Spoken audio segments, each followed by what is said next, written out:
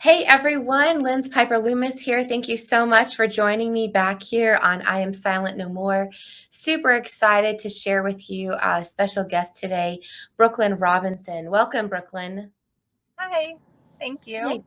Yeah, absolutely. So, how are you doing today? I'm doing very well. How are you? Doing great. Glad to hear. I know we kind of chatted a little bit before this, and I think this is the first time you have ever actually shared about this publicly. And I know we just recently saw each other at Mar-a-Lago for our event down there. And so I thought, your story needs to be told. So first, I just want to start off with who is Brooklyn and what do you do? Okay. So I'm from Alabama. I currently live in Florida. I work as a journalist for Uncover DC currently. I was employed by the Walt Disney Company for about 9 months. I'm currently in a lawsuit with them because they discriminated against me religiously. They fired me due to my religion. During my time there, I saw a lot and heard a lot of things about the company, which is, why I started talking to you. Yeah, yeah, absolutely. Well, I don't know if you want to expand on the religious part. You probably can't too much because you're in a lawsuit. So I don't want to step on too many toes there. But Yeah. let's talk about some of the things that you've actually seen at Disney, and maybe let's start with like all of it sounded horrific personally, Yes. but let's start with like the least horrific in your mind. Um, there's a lot of good people that work there. I would say that was the least horrific thing was meeting kind, genuine people. Some people that worked there were not good, not kind, but it made a difference to meet people that were kind. And I feel like when I speak out about Disney, I'm helping those people because a lot of the people that work there needed their job. They couldn't go find a better job, if that makes sense. Yeah, absolutely. And tell me about some of the things that you started to see that raised massive red flags. Yeah, so before I started working there, I knew Disney was like a hub for human trafficking. They were involved with like MK Ultra. Um, During like my first few weeks there, I started to notice some weird things. I worked at an ice cream stand. I was a waitress there, and people would come up and use like pedophile code words to me, like pizza or hot dog, and that wasn't on the menu. And anybody who would come up and use those code words, they would have a child with them. And I started to notice that was kind of weird. It's happening a little too often. And then I realized the restaurant I was working at was right beside Club 33, if you know what that is. Yeah. It's a club for the elite. Basically, you have to pay $33,000 a year to be part of this club. They use it as they call it a restaurant. That's the front for it. But I would see constantly kids go in there and not come out, or vice versa. And when people order, say, a hot dog or pizza at an ice cream stand, if you Mhm. took the order, what did you do? Or did it go to someone else? Yeah, I couldn't take the order. I would just like point them in the direction of the nearest restaurant that had like fast food. And a lot of the times people would act like they were annoyed with me, like I wasn't giving them what they wanted. And that really concerned me. Yeah. And at the time that you were working at the ice cream stand, did you Mhm. know that hot dogs and the words hot dogs and pizza were actual terminology in that capacity? Yes, I did. I had researched it prior, and then I kind of forgot about it. And then when it started happening more often, I was like, wait a minute. And then I realized what was happening. And so in your experience, how many people do you think you turned away during the time that you worked there? Because you're like, we don't have that here. Yeah. Oh my goodness. I want to say maybe 40 people, maybe 30. I mean, it was quite a bit. It happened so often. And did you notice a pattern with the children, like what they looked like or what they were wearing, gender? Yeah, it was usually little girls, little boys, not older than I'd say 11, and their clothes would always they wouldn't be in really clean clothes. They would look unkept. One little boy I saw had bruises around both of his eyes, and I mean, it concerned me. I couldn't do anything about it, you know? Yeah, and did you ever try to talk to management or somebody at Disney about it? No, I was too scared. I was afraid they were gonna think I was, crazy or something, because I had heard and like research stories of people seeing crazy things, but they couldn't tell management because management would most likely be involved or covering it up. Yeah. And, so when you saw these people go into Club 33, that was separate from the orders at the ice cream stand, right? Right. Okay, and so, you had basically where you were located was near there, so you had, like, perfect view of what was going on there as well.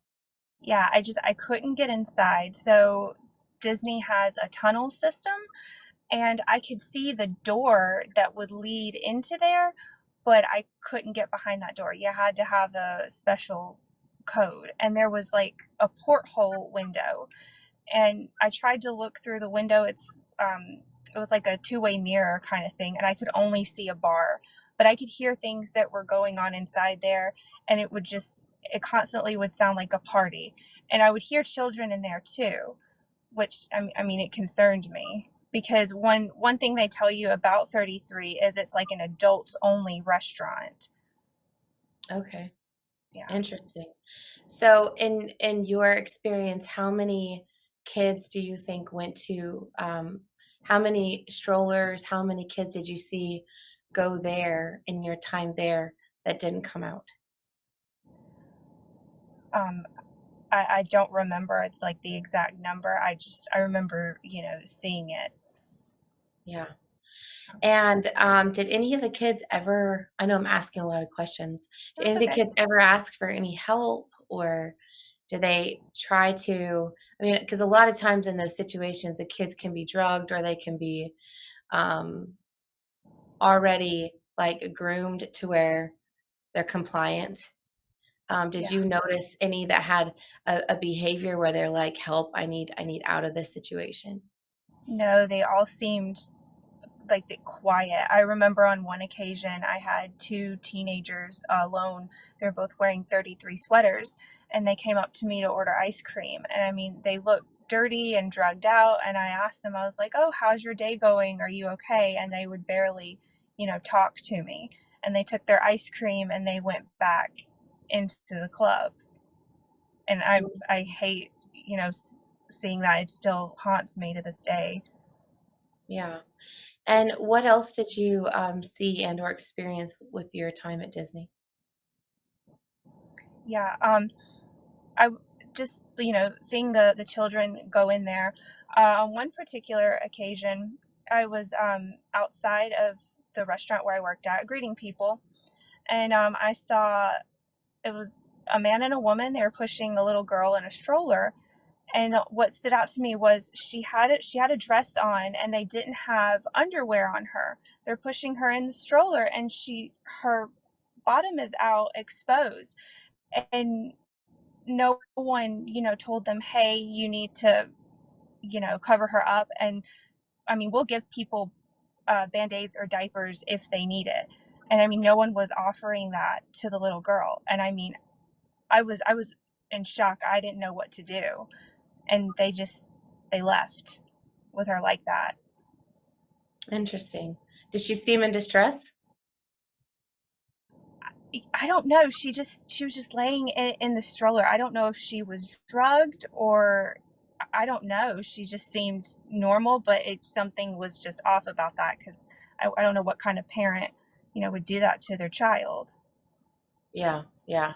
I mean, it's one thing if you've got a little, 1-year-old running around the house, you're chasing him to put a diaper on them, and it's another thing, in public and, Yeah. keeping them covered. And so, tell me about the tunnel system. How did you get introduced to it? What did you see? What did you not see? What Mhm. was what could you access? What could you not access? So every Disney employee has to use the tunnel system because there's themed areas, and if you're caught with your costume outside of that themed area, you get in trouble. So everyone travels through the tunnel to get around. Um, it's I think it's like 16 acres if I'm remembering right. It's really big. I've walked the whole thing several times. There's corridors and like other rooms and closets I was not allowed into. And when I would ask a coworker or a manager, hey, what's that room for? Why can't I go in there? They would say, don't worry about it. Or that's just where we keep extra soda, which is weird because why would you keep extra soda behind a locked door? I've been to like the closet where we keep soda. I mean, it's not locked. So why do you need it, in another locked room? Um, so to me, that stuff, they had to have been hiding, something else back there. And something else that stood out to me was the tunnel, the hallway that would lead to Club 33. There were lockers and cages. And when I would walk by, there would be children's belongings in these lockers, which no child works at Disney World. So I was concerned why there were children's belongings in these lockers. Interesting. And Yeah. what about the cages? What was inside the cages? I don't know. They kept a black tarp over it, and it had like a zip tie lock on it. Hmm, interesting. Yeah. Okay. And then other than that, did you see anything else in the tunnels? Uh, no, it was usually just that. Um, I always looked. I would walk the tunnel during my lunch break, looking to see if, excuse me, if anyone was down there, like children or that needed help. But I never encountered that. I mean, that's a good thing, obviously, you know. Yeah. That's I'm relieved to hear that, but the rest of these things, it's frightening, you know, to think. And Mhm. there's so many people that will sit here and balk at the thought that the word pizza is a code word for, you know, in human trafficking and hot dogs. But even the Department of Justice recognized that that word was a code word. Uh, Yeah. and you know, Pizzagate. We know about Liz Crokin exposing Pizzagate.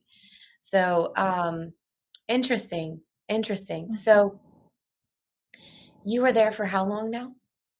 I think it was about 9 months. They fired me, I Okay. think, on my ninth month.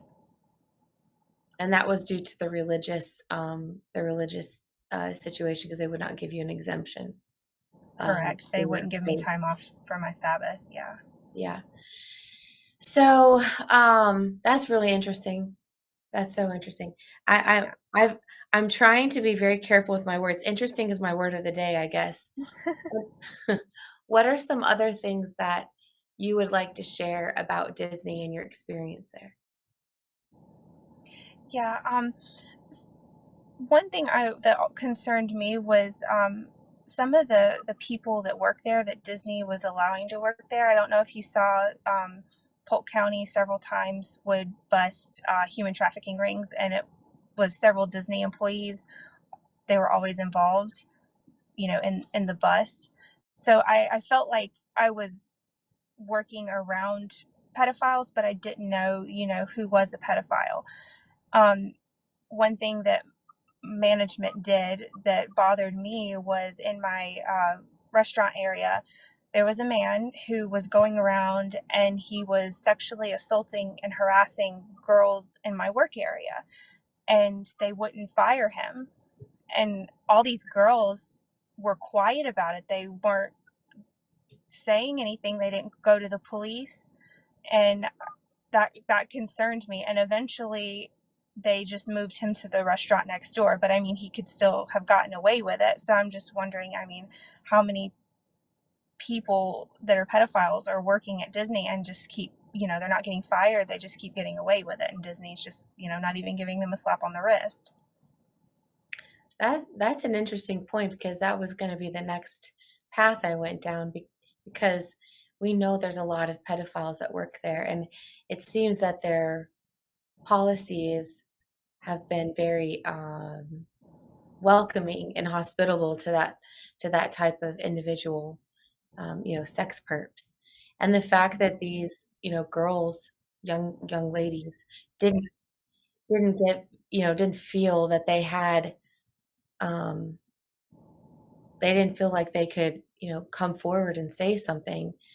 Um, that's I think every company not only should have policies in place, but should be able to, in this type of situation, like zero tolerance. And not only that, but and of course, if these girls are minors, they have to report it, right, to the proper authorities, or they're supposed to.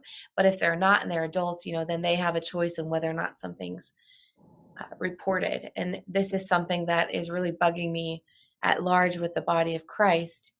Hmm. Churches think that they are outside of the law enforcement area, so they'll cover up these crimes. And I'm talking about at the body of Christ at large. We're seeing all that exposure. Yeah. So, did you ever encounter any other sex perps that worked there? N- No, not that I can recall. One thing that stood out to me, I was like a month into working. One coworker came into work and he had been outside of like the restaurant and he came in and he was upset and I was like, "What's wrong? Are you okay?" And he said, "I just had to stop a lady." And I was like, "What are you talking about?" And he said, "A lady with a little girl. The lady was having the little girl pull her pants down." And when I said, "Hey, why are you doing that?" The lady was like, "Well, she just had to go to the bathroom." And the guy I work with said, "Well, the bathroom's right around the corner. She can't be taking her clothes off like that in public." And then he looked at me and he said, "Do you know how many pedophiles work here?" And I mean, Yeah. that just, it blew me away when he said that.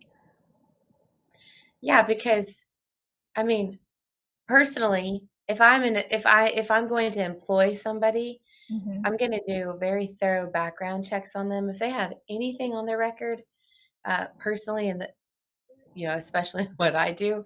Let's say I had people working for me, I would not have someone who has a history. They can get Yeah. their rehabilitative stuff done somewhere else. So that is crazy. Did you ever read the policy handbook regarding that, or remember what they said? I think I have a copy. I don't remember them touching on that issue. I just remember them saying, "Oh, we don't discriminate based on sexual orientation, so you can be, gay or whatever."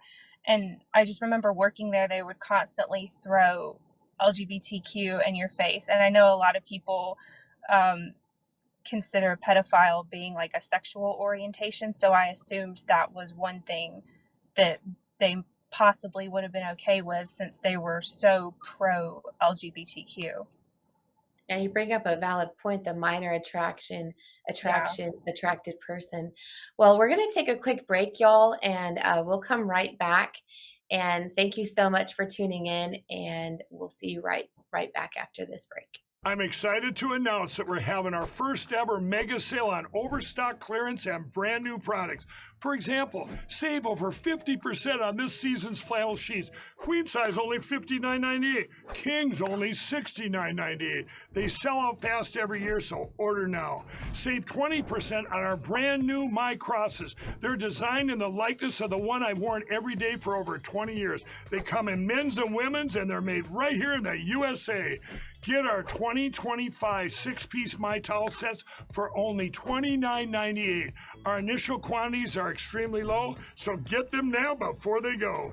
And our best-selling standard My Pillows, just $14.98. So go to mypillow.com or call the number on your screen. Use this promo code to take advantage of our first ever mega sale. But wait, remember that $75 free shipping rule? Well, that ship is sailed because right now, every order ships absolutely free. Hey guys, welcome back. You can go to mypillow.com or mystore.com and you can put in my code LYNZ, LYNZ, and you'll get a good size discount on anything that you order through there. Thank you so much for your support. Your support here is what helps keep me going and keeps the lights on for this investigative process. Also, I want to make sure to give a shout out to Ifani. If you go to ifani.com /Lynz. This is the service that I use. I found out about it over a year ago. It is truly America's most secure mobile network. So I have my entire family on this and love them to pieces. So go over there, check it out. You've got questions. I will be interviewing one of the co-founders here again soon. So welcome back, Brooklyn. I just want to go back to the DEI policies of Disney because you started talking about some of these things. I'm in South Carolina and I was out for a walk.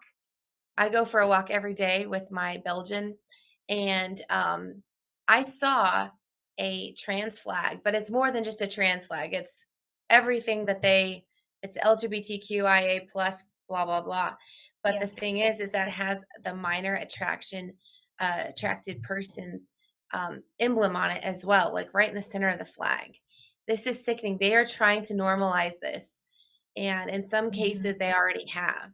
So tell me a little bit more about your experience. Like if you pushed back, did you ever experience where someone wanted you to address them by their pronouns and you didn't, or you tried to call out? Did you ever see people dressed as furries? Anything crazy like that that I worked never, there? yeah, I never experienced someone getting mad because I used different pronoun. The the most LGBTQ people I saw were management. I know Disney, they were all about hiring women and gay men as managers. So most of my managers were gay or women. Um, but they never really, they would wear like pride shirts, pride buttons all the time. They never really said, hey, you have to call me she, he, they, whatever. Um, Okay. I would just address them as sir. I mean, all the time. Because I mean, I'm from Alabama, so I say yes, ma'am, yes, sir. And I Yeah. mean, they never seem to have an issue with that. But still, they would just throw it in your face. They'd hang up pride flyers. They had like pride banners in their office. For me, like, I'm religious. I was uncomfortable with that around, and at the same time, they're telling me, we're going to fire you for your religion. And so, I mean, it's just terrible.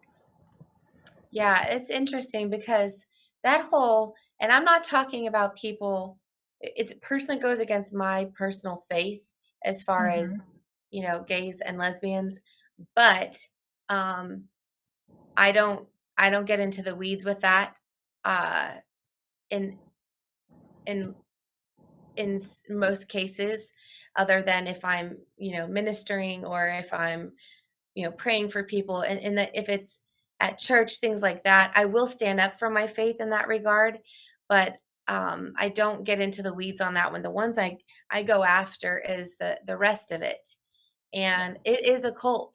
And I don't believe, I think people are in gender dysphoria if they identify anything other than their biological origin.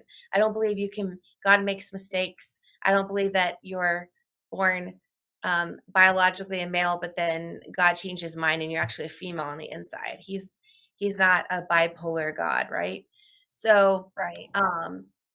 in regards to that, it's a cult, and it is Hmm. a type of faith because they they're trying to expand the territory with it and force it onto other people. Now, if I try to share Jesus with someone and I share my testimony and they say I don't want to hear anymore, I respect that. I'm not going to keep pushing that on them because number one, Yeah. that's not how Jesus was, and number two, that's just not how it works. But when you're forcing me to or trying to force me to conform to your ideology, so as an employer, that is just horrific. And then the aspect that they didn't let you honor your um, Sabbath day, the one day that you said, this is because of my faith, as a result of being Christian, I need this day off, and they didn't give it to you. Yeah. So, but they wanted you to conform to everything else. That's interesting. Yeah. I mean, they even straight up told me, oh, if only you were Muslim and celebrated Ramadan, then we could help you. Oh, wow. Yeah. That's interesting. Did you get that in writing? Yeah, I did. Good. I am going to look forward to you winning the lawsuit you're in. I mean, I just pray that that's what happens for you, obviously. Yeah. Um, well, gosh, man, there's so many rabbit holes we could go down just in this section. Let's talk a little bit more of what you can talk about. So if there's something you Mhm. can't talk about with the lawsuit or this situation, then feel free to say, "Hey, I can't go there." But with your faith, when how long had you started? Like, how long were you in when they started giving you trouble about that, taking that day So off?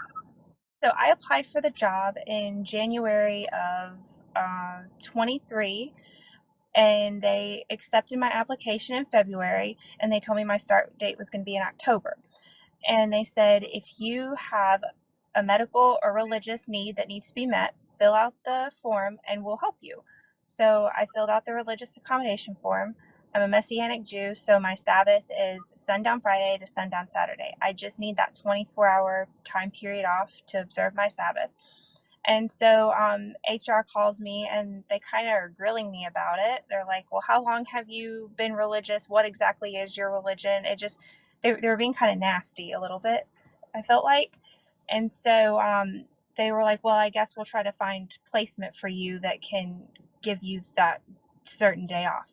So, like a month went by, I didn't hear anything. I even emailed them and a follow up and no answer. Finally, someone called me and said, sorry, we can't help you. If you miss a certain amount of days, you'll be fired. And I decided, okay, I'm still going to do the job anyway. Maybe if I talk to my managers, they'll understand. So I started the job.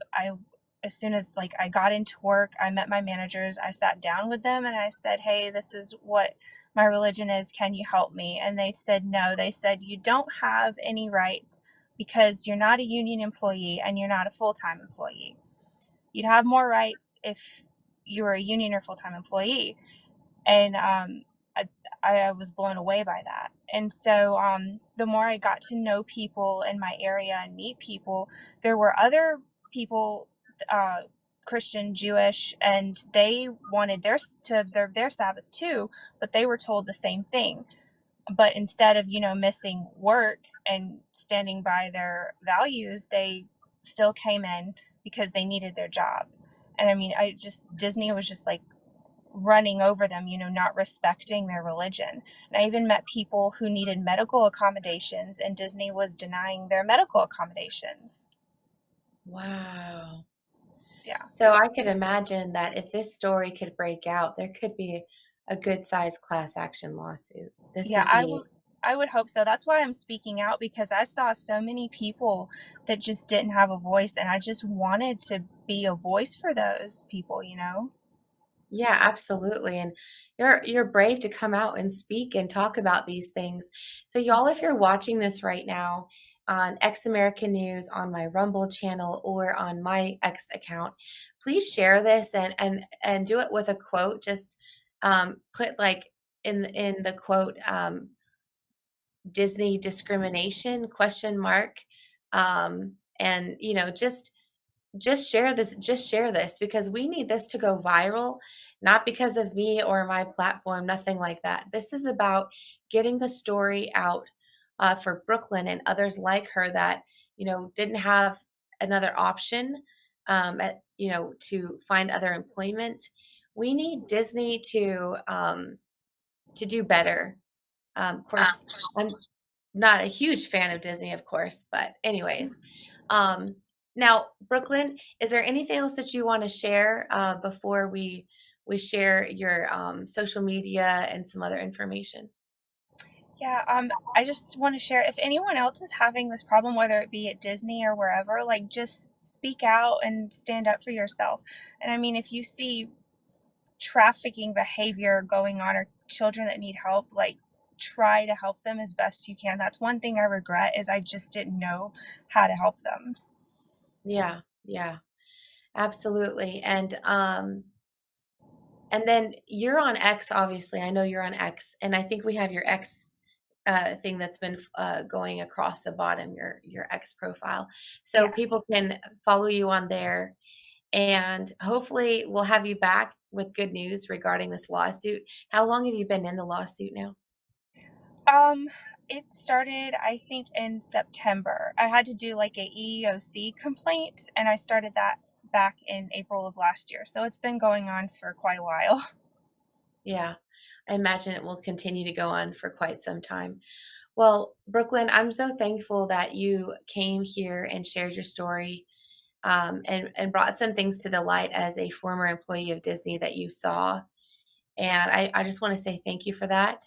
For other employees that are there, or whether it's regarding discrimination against your faith or anything else, your disabilities, or if you see things that are happening at Disney and you want to share your story, even whether it's anonymously and give some tips, or you want to, come on here, I welcome you. You can go to my X profile and send me a DM, or you can go to info@lynzpiperloomis.com and send me an email, and I'll be sure to get back in touch with you. Thank you so much, Brooklyn, for coming on Thank today. I you. really appreciate you. Thank Yes, you for ma'am. having me. Absolutely. We're going to take another break, and when we come back, I'm going to kind of shift gears a little bit and start talking about something else. Well, hello everybody! It's Annie Cyrus. Welcome to my art studio where all the magic happens. This is the station for painting, and that is the station for all the resin art I do. If you want to check out my art, all you gotta do is go to lutfstudio.com.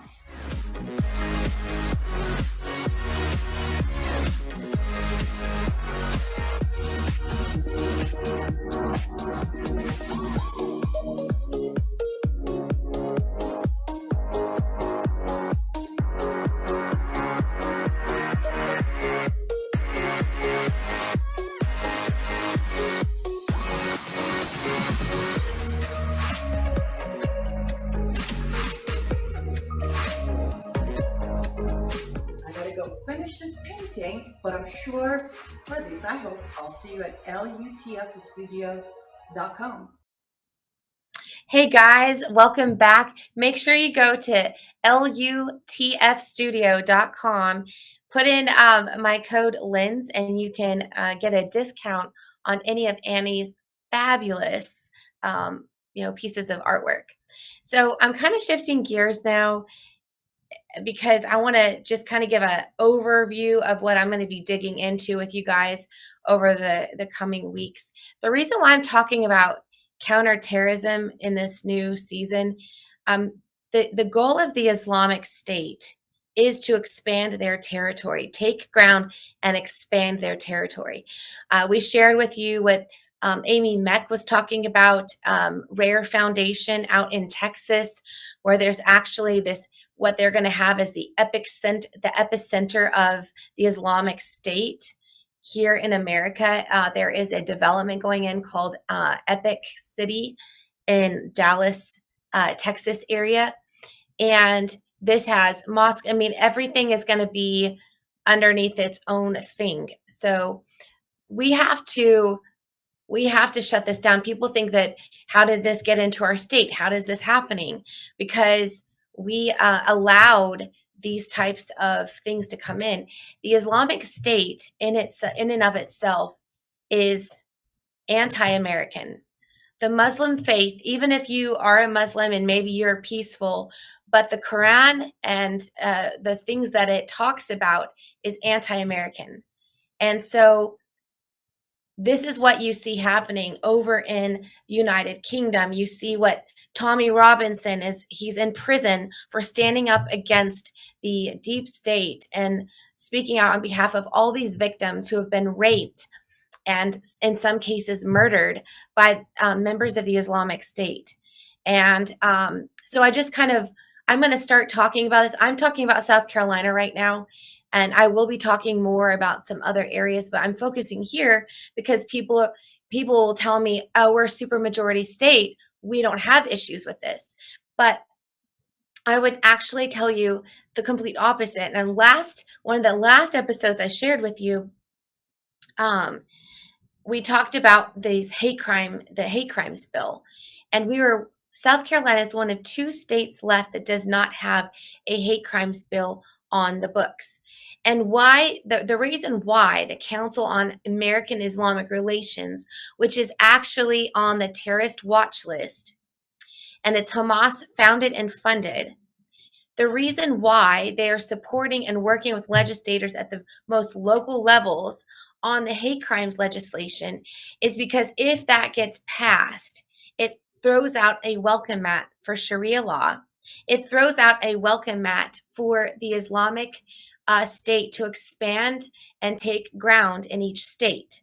Because if something happens where someone stands up, like what we just saw happen in North Carolina, where a woman was at Harris Teeter and she is a Jew, and someone was wearing one of the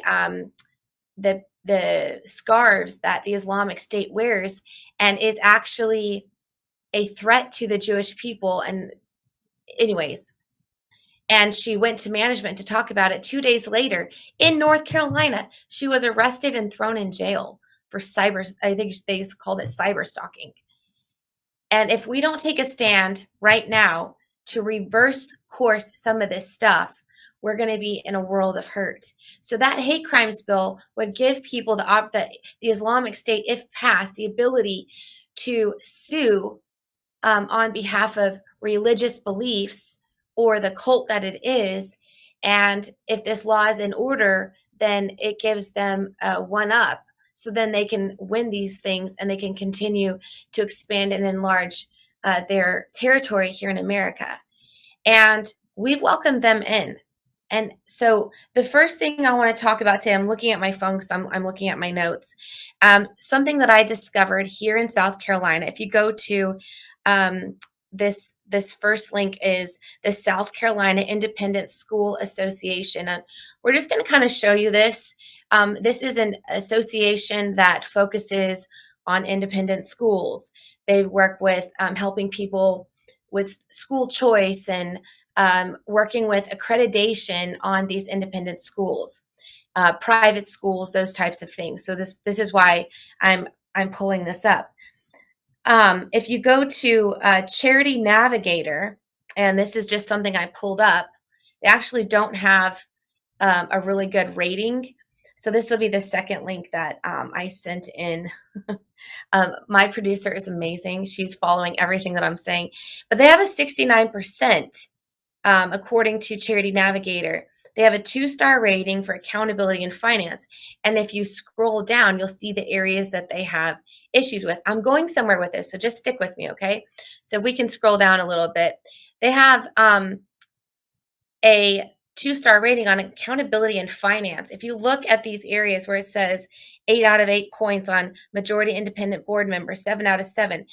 On financial statements, review or compilation, they have a 0 out of 15. On this conflict of interest policy is missing. They have 0 on there. Whistleblower policy, they have 0. Document retention and destruction, they have a 0. On tax form posted on nonprofit's website as stated on Form 990 is missing, 0. And so these are just some areas of why they have a 2-star rating out of 4. They have a 69%. So when I pull them up on Open Corporates, it's an organization that's been around since like 1965, and they're in good standing there. They've moved their headquarters around a little bit. Now they're located in Orangeburg. And when I pulled up their nonprofit status on ProPublica.org, everything, you can pull up their actual 990 form and actually see what they filed on there. It's super easy. So if we can go to that link, I'm kind of ripping through these first few ones so you can kind of see where I'm going. But it tells you how much money they have, revenue, all of this, gives you their tax ID number, all of this. And then it says tax filings by year right here towards the bottom. And if you look over to the right, it says 990 view filing, which we don't need to worry about that today, but you can click on the filing and you can see their tax filing. So I just kind of wanted to show you that. And then I've been doing a search. What type of schools in South Carolina are receiving taxpayer dollars, grant money, donations from individuals that teach curriculum from an Islamic State view. So in my search, I typed up Muslim schools or Islamic schools is the first one in South Carolina. Now, what's interesting about this is this is AI, but it gives you a overview of like a summary of things. So here, and we're going to look at this academy here in just a second, but it says that, and I'm going to probably murder this, as Sabil Academy is a full-time elementary and middle school located in Greenville, South Carolina. That is probably the most conservative part of our state, serving boys and girls from preschool level through the 8th grade. It was founded in 2008 to provide a quality educational experience in an Islamic environment for children growing up in America. We don't need an Islamic environment here in America. And then if we can go back to that screen for just a minute, I want to read one more thing on here. We'll come back to that. It says, Mission Hope Foundation, located in Columbia, South Carolina, is also an Islamic school that provides educational services, but they don't have a lot of information listed on their website. So we're going to actually go to the Sabil Academy. And what's interesting about this is that at the very bottom of this website, it actually has their accreditation through the South Carolina Independent School Association and associated organizations, Greenville Muslims, Islamic Society of Greenville, South Carolina Independent School Association. Now, another thing with the South Carolina Independent School Association, they help people understand there's a conservative entity called Palmetto Promise. And those are funds that are, they're more of a conservative Christian type background. I don't know that they promote Christian values outwardly, but this is where our funds are going. And so this is a private school, right? But there's grant money. There's a lot of different things. Why is a South Carolina Independent School Association giving accreditation to a school that is teaching curriculum from an Islamic point of view? This is a huge problem. And then the next thing we're going to take a look at is the ColumbiaIslamicSchool.com. Now, the interesting thing about this, their mission, they talk about we're a full-time Islamic school with a green initiative. Yep, Green New Deal. Located in downtown Columbia, our mission is to help nurture the youth of tomorrow, blah, blah, blah. What's interesting is if you scroll down to this next little part of the screen, they're actually promoting the application window for school choice. School choice dollars come from our taxpayer dollars. So it says right here, update, by a vote of 31-9 last Tuesday, February 11th, the South Carolina Senate passed school choice legislation that would restore the payment of tuition and fees at private schools like ours. Additionally, the legislation would expand the scholarship amount to 90% of South Carolina statewide per pupil spending. Next year, that would be around $7,700 compared to the original $6,000. The legislation also removes the eligibility requirement that students need to have in public school last year. Great news for us. That means all of our students are now eligible. The legislation now goes to the South Carolina House, where the first hearing has been scheduled for committee next week. While we expect changes in the House, we do not expect the restoration of private school tuition and fees or the prior public enrollment eligibility criteria to be changed from the Senate bill. Families previously granted the funds still won't be able to use the monies for tuition and should still go through the ESTF Family Rescue Fund. This presents a moment of opportunity for our students. Any student in South Carolina, resident families whose incomes fall below 300% of the federal poverty level, and they give you a chart, will now be eligible for the program. And it's set for 10,000 students. The sooner you apply, the better your chances before the cap fills up. This is really horrific because now they're not just telling you about legislation. So for my friends on the conservative side, I would not support the school choice bill because there's a lot of government regulations. And anytime there's government regulations in our funding, we have a lot of issues. And these types of bills keep getting struck down by the South Carolina Supreme Court because they're not constitutional. I understand there's some changes that have been made. We'll see what happens. But I really don't want government oversight into these funds.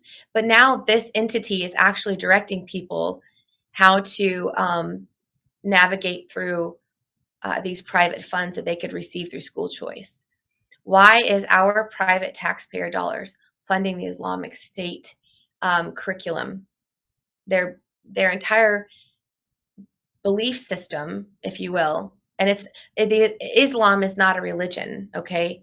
It is a way of life. It is a way that it's a belief system based on things that are really horrible, really horrible. It's a cult. It's a cult. It's absolutely a cult. And Annie was helping me with this because she has a lot of experience in this. We're going to go to the next thing that I talked about, Mission Hope Foundation. I was not able to pull up anything else online other than this small website, which was interesting. So they have registration for their school. It is a sites.google.com/site/Mission Hope Foundation. This is way out there. And then the next search we had on there, if we can pull that search up, Islamic Society of Greenville, and this is partnering with these couple of schools that I just talked about. It says Islamic Society of Greenville is an independent nonprofit organization that serves as a central place of worship for the Muslim community in Greenville. But it also is aimed to create a community center for worship and the spread of Islam in the United States. That's the key word, the spread of Islam. We don't want that here. It's a cult. They believe that Christians and Jews should be murdered. They're beheading them overseas. They're raping children, English children over in the UK. This is a massive problem. So this is why I am opposed to our legislators working with CARE, the Council on American Islamic Relations, to get these hate crimes bills and ordinances at the city level passed. So the last few things I'm going to share with you, these are just three quick articles. The first article is CARE from their own website. Again, CARE, Council on American Islamic Relations, is founded and funded by Hamas, and they are on the terrorist watch list. This says, look at the date on this, February 28th, 2025, the Council on American Islamic Relations, the nation's largest Muslim civil rights and advocacy organization to spread Islam across the country, today expressed support for a hate crime ordinance currently poised to be passed by the city of Gaffney, South Carolina. They've also, next article, they also put their support out for Myrtle Beach.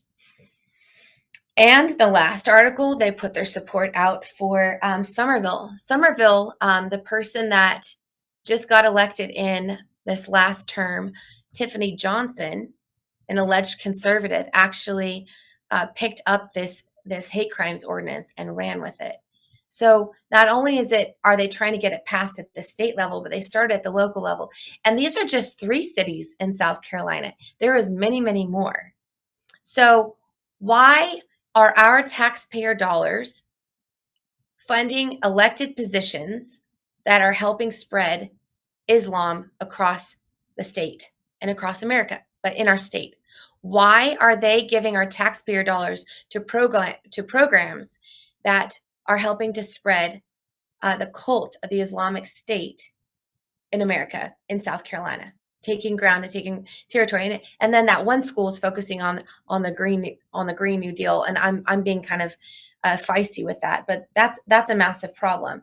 So we have to start digging down into this and finding out how much money is going to these from our taxpayer dollars. Why is the supermajority of alleged Republicans in the state of South Carolina voting and passing these things? And why are they defending it on behalf of Israel? Why are they saying, that they support this because of this?